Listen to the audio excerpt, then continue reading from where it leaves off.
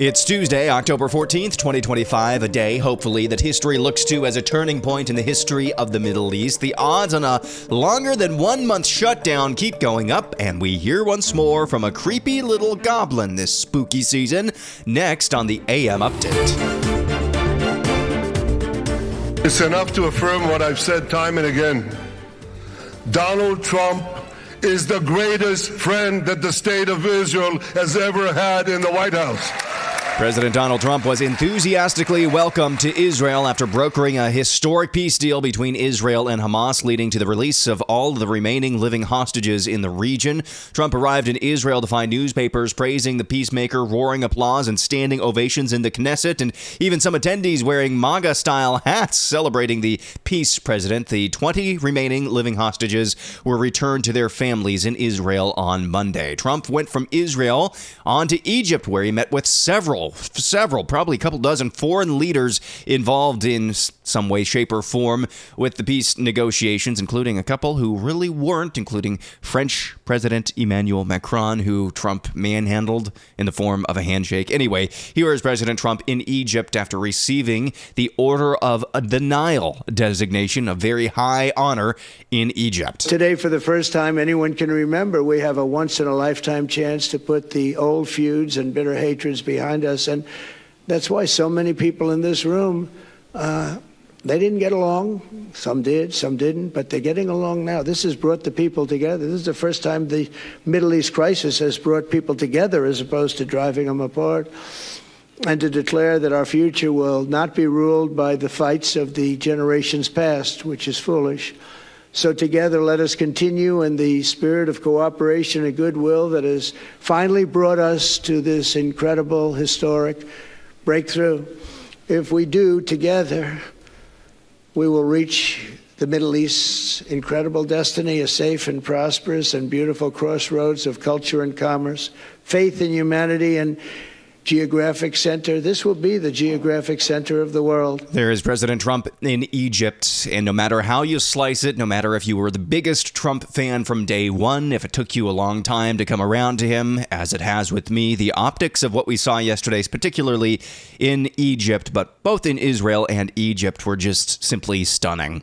The President of the United States, any President of the United States, going on foreign soil, especially in that part of the world, and being honored. Basically, every major leader in the world, in the West and in that region, came up to him to pay their respects to him on foreign soil. This was not in the United States. The optics of that, the projection of power that is absolutely nuts, no matter what your perspective on President Trump is. They signed the Trump peace agreement, notably signed by President Trump, El-Sisi of Egypt, Tamim bin Hamad Al Thani of Qatar, and Recep Tayyip Erdogan of Turkey.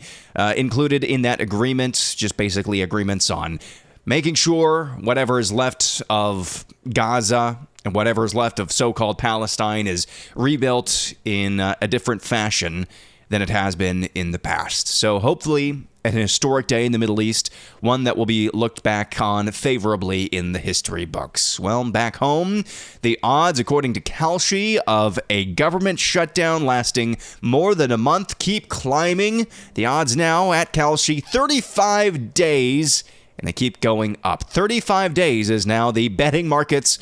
That's what they see as the length of the shutdown.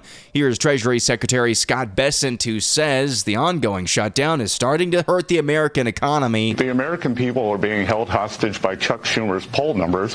Why did he go with a clean CR in the spring? What's changed is his poll numbers versus AOC have collapsed. And if in fact they are waiting for this No Kings protest, no kings means no paychecks. No paychecks and no government. And Maria, I think the dirty secret here for why this has dragged on for so long is the Democratic friends in the mainstream media have been downplaying this shutdown. And this is getting serious. It's starting to affect the real economy. It's starting to affect people's lives. And if this were the Republicans who were engineering the shutdown, and make no mistake that Mike Johnson, Speaker Johnson, and the House passed a clean CR. Leader Thune calls a vote every night and 3 Democrats have crossed the aisle. John Fetterman, I believe, was on your show yesterday. Yes, that's right.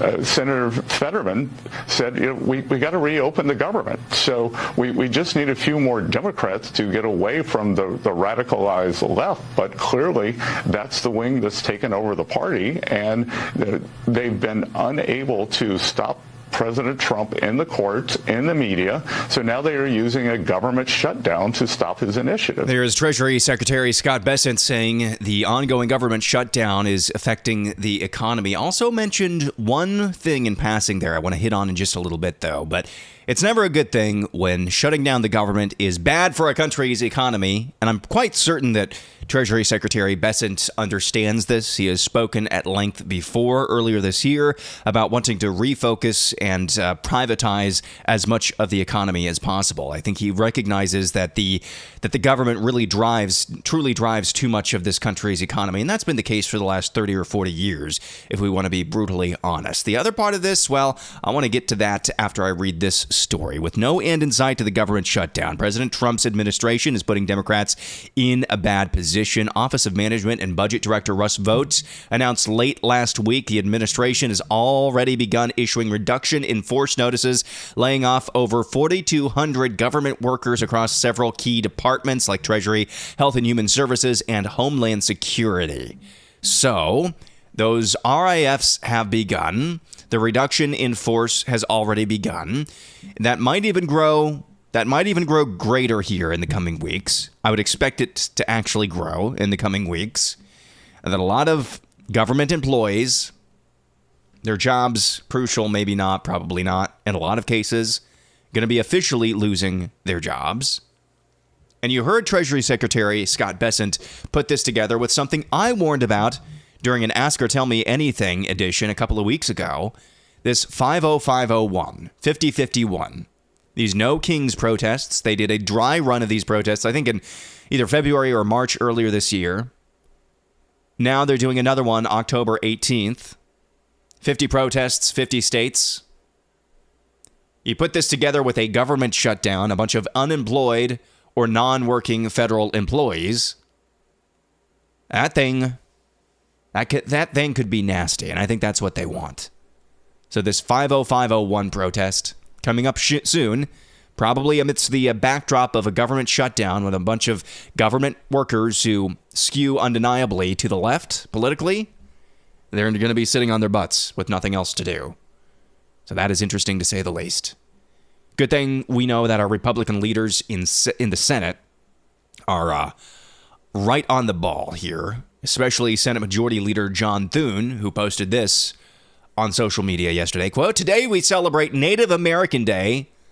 I'm proud to join South Dakotans in honoring the heritage and contributions of the Lakota, Dakota, and Nakota people." So yesterday on Columbus Day, there is our Senate Majority Leader John Thune kowtowing to the leftist bent when it comes to the artist formerly known as, and now currently again known as, Columbus Day. So glad the Senate Republicans have their priorities in order. Quickly before the break, let's check in once more on Vodka Harris continuing on her book tour. I want to get to some news that just came out today with President Biden. His spokesperson said that he is going to now start doing radiation for his prostate cancer. Have you talked to him about it? I called him earlier. Mm-hmm. How's he doing? I have not talked to him. I just left him a message after I heard the news.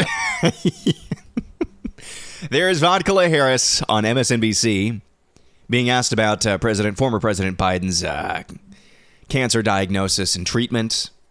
She's like, yeah, I just talked to him. How is he doing? I didn't talk to him. I left a message. I mean, I don't wish prostate cancer on anyone, obviously, but Kamala Harris obviously didn't think she was going to be asked a follow-up question there. Well, as we hopefully see maybe historic peace in the Middle East, a little further east, however, anything but.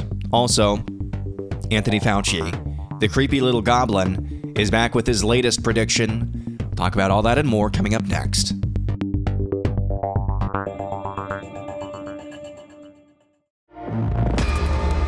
The Taliban government has confirmed that it attacked Pakistani troops in multiple mountainous locations on the northern border. Taliban spokesman said 58 Pakistani military personnel had been killed in what it called an act of retaliation. It claimed Pakistan had violated Afghan airspace and bombed a market inside its border on Thursday. Pakistan has disputed that figure, saying 23 of its armed forces members had died and claiming that 200 Taliban-affiliated terrorists had been neutralized.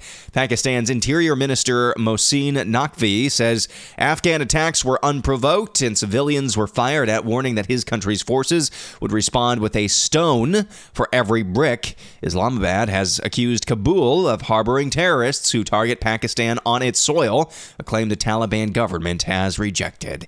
I never want to hear anything about wars starting, but when it comes to these actors, when it comes to Pakistan and the Taliban fighting against each other, no, don't, please stop. It's Willy Wonka. No, stop, don't. But that's the part of the world that they occupy. So don't want to hear about any sort of news of wars or rumors of wars. But these two warring factions were, let's just say, made for each other. It is spooky season. Time to hear from a creepy little goblin named Anthony Fauci. Is this a threat? And then there's the transformative, if I might use that word, experience that we've all had now in year 5 of COVID. So the thought that we won't have another pandemic, I think, is naive at best and just not completely unrealistic at worst. So to rephrase your question, I'm convinced that there will be another pandemic, and that's the reason why we have to be perpetually prepared to prevent the terrible impact of a pandemic. That is a PBS interview with former NIAID director at the NIH, National Institutes of Health, Anthony Fauci. Spooky season. We hear from the creepy little goblin making his threats. Is that a threat, or is he just really well informed? I'm sure. Quote, convinced that there will be another pandemic. I remember those war games. All those stories of the war games prior, I think the October prior to the outbreak of COVID-19. And some of those war games, can't remember the exact name of those war games. The details that came out were oddly specifically tailored to what we saw just a few months later. So there's Anthony Fauci on PBS back in the news again. Back to President Trump aboard Air Force One on his way to Israel. Listen to this. A little cute. I don't think there's anything going to get me in heaven, okay? I really don't. I think I'm not maybe heaven bound. I may be in heaven right now as we fly in Air Force One. I'm not sure I'm going to be able to make heaven. But I've made life a lot better for a lot of people. And, you know, as an example, had the election of 2020 not been rigged, you would have millions of people living just in Russia, Ukraine alone. That would have never happened. And it didn't happen for 4 years. So there's President Trump once again talking about heaven and how he doesn't think he's going to make it into heaven, but he's happy to help a lot of people as much as he can. So I did an entire air analysis on this last week. I won't really restate too much what I said last week. I'll just say that somebody who says, I don't think I'm going to heaven, is a lot probably closer, given what he said in the aftermath, saying he's just trying to help. He's just trying to do good for people. I think somebody that is probably a lot closer to heaven than maybe that person might expect. So, not saying that you can earn your way into heaven. That's not what I'm saying at all. But I think the humility that you hear there is what I'm trying to key in on. So continue to pray for President Trump. I think in his older age, now that he's had so much success in his life, I do think he's starting to wonder about these questions. I do think so, because this is the second time in the last week. And yes, he's being asked about this, so he's just responding to what he's being asked. But I do think that there is some genuine curiosity there at the very least. And now here's this. Allie Beth Stuckey did one of those Jubilee things. It's a channel on YouTube. 20 conservatives on one liberal. 20 progressives against one conservative. Allie Beth Stuckey, she took on 20 so-called progressive Christians. about 4 different issues, including this one, where she states that abortion is a grave moral issue or evil. Check out this exchange. What is Jared, yours? I'm Allie. Nice to meet you. Hi, it's very nice Thanks to for meet being you. here. Yeah, if it's okay with you. Yeah. I'd like to start with a couple yes or no questions, and then I'd like to hear your response fully without interruption. I just want to underscore this. This is a so-called progressive Christian who she's having this argument with, Allie Beth Stuckey. Hey, can I define our terms first, and then I'll let you go and I won't interrupt you? Absolutely. Okay, so because these terms are so contentious, I just want to make sure that we agree. So abortion, the intentional killing of a human being in the womb. Can we agree on that? I don't agree that abortion is murder. I said killing. Can we agree on that? I believe that it is killing life in the womb. Killing what species of life? A human. A human. Okay, Yes. so we can agree that abortion is the intentional killing of a human inside the womb. Grave, just obviously, I mean serious. Moral, right versus wrong. Evil, bad, wrong, sinful. So I believe that the intentional killing of an innocent human being is evil. Do you agree? No, You don't. Okay, I don't. go ahead. Yes or no, is abortion murder? Yes. In Matthew 5:28, when Jesus says that if I look at a woman lustfully, that I've already committed adultery with her in my heart. Yes. Do you agree? Jesus doubles Yes or no? down on so many moral laws of the Old Testament. Just and yes or no, really if that's okay. important. Do I agree with what? That if I look at a woman lustfully, that I have already committed adultery with her in my heart. Do you agree? Yes, Yes, or no? in your heart. Okay. Yes. In Matthew 5:22, when it says that if I'm angry with my brother or sister, then I am guilty of the same judgment as if I had committed murder. Yes, spiritually. agree? Yep. Spiritually. Would Not it- necessarily legally. Would it be fair to say that Jesus is implying that lust can lead to adultery and that anger can lead to murder? Yes, I would agree with that. But he is also saying that actually following the law is not just about what you do outwardly, but what you do in your heart and what you think and feel inside. Absolutely. Are pregnant women angry with the baby when they undergo an abortion? Yes or no? I have no idea. I don't think either of us can say how every single pregnant woman feels when she has an abortion. Do you know what every single pregnant woman is feeling when she has an abortion? Maybe some of them are angry at the baby. Maybe some of them are scared. Maybe some of them are desperate. Maybe some of them just don't want to be pregnant anymore. But ultimately, it still leads to the same outcome, that an innocent human being is being killed. Yes or no? That's all I'm asking. So you would Okay, say... I gave you more than that. That's fine. I just trying to... One more. Then how can abortion be murder if they do not share the same intention? How can an apple seed grow an orange tree? Jesus doesn't say that anger is the only thing that leads to murder. As we saw in the case of David, it was lust that led to the murder of Bathsheba's husband. So murder can still be murder even if the intent does not start with anger. And that is what I believe we see with abortion. What about Matthew 26:24, when Jesus says that it would be better if Judas had never been born? Why do Christian conservatives believe that each conception deserves to be birthed when Jesus says otherwise? Well, Jesus doesn't say that Judas should have been murdered or that he should have been aborted. It said that he should have never been born, which we can deduce probably means never been conceived. And he is speaking figuratively there, that it would have been better for him to not be born than endure the judgment that he's going to endure because of what he did. That is not condoning killing the innocent people that Jesus defends. Wow. Great job, Allie Beth Stuckey, taking on 20 liberal, quote-unquote, Christians on the question of, among other things, abortion is a grave moral evil. And that was a decent attempt by that progressive Christian at trying to twist Scripture and do some eisegesis to make Scripture say what he wants it to say, not what it actually says.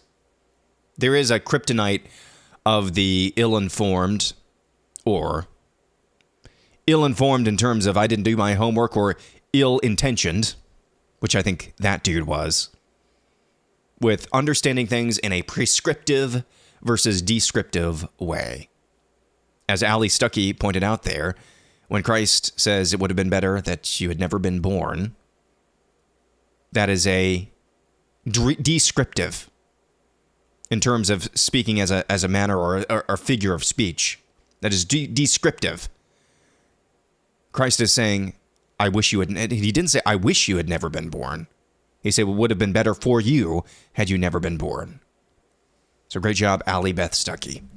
And finally, air analysis, slightly acidic, mostly necessary. Let's do some conversational whiplash here. Back to the Knesset in Israel yesterday, where President Trump addressed Israel's ruling body where he, in his victory lap in this peace deal between Israel and Hamas, went out of his way to congratulate one member of his cabinet. Listen to this.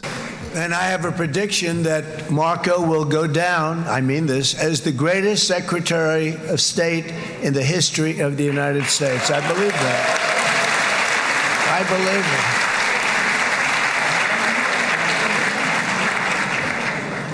And he and I, we really fought it out.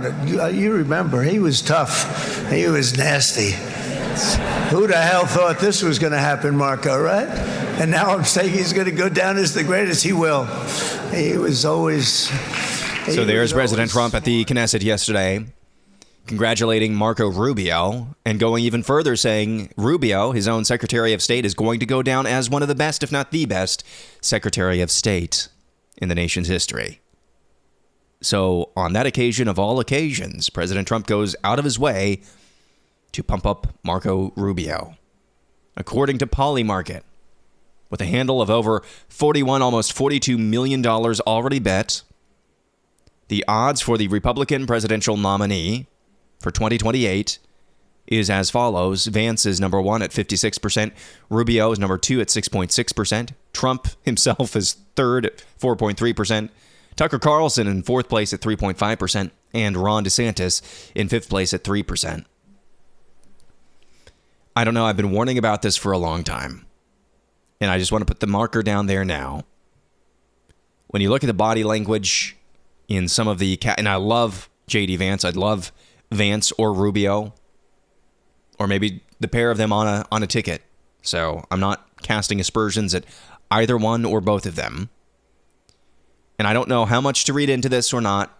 But sometimes when J.D. Vance is talking in the same room as President Trump, Trump's reactions are rather muted. And to be fair, when you watch these cabinet meetings, if any member of the cabinet tries to tell a joke or stand out in some way, President Trump's reaction is rather muted. I just think the amount of responsibility that Rubio has, the job that he has done as Secretary of State, and he has been a fantastic Secretary of State, combined with the way that President Trump talks about him on a regular basis, I'd say there's no way that Rubio only has a 6.6% chance of winning the nomination in 2028. None of this matters if the rest of the Trump administration is not a success. Because I don't care if they nominate George Washington himself, reincarnated. A Republican is not winning if this administration is not a success. But it's October 14th of 2025. I think it's probably decent to lay that marker down now. I think people are vastly undercounting Rubio's chances in 2028. So, there's that. Also, I think if your name is not J.D. Vance or Marco Rubio, don't even run. It's just a fool's errand. You're going to waste a lot of money, waste a lot of people's times. Don't even try to run. Don't even think about running.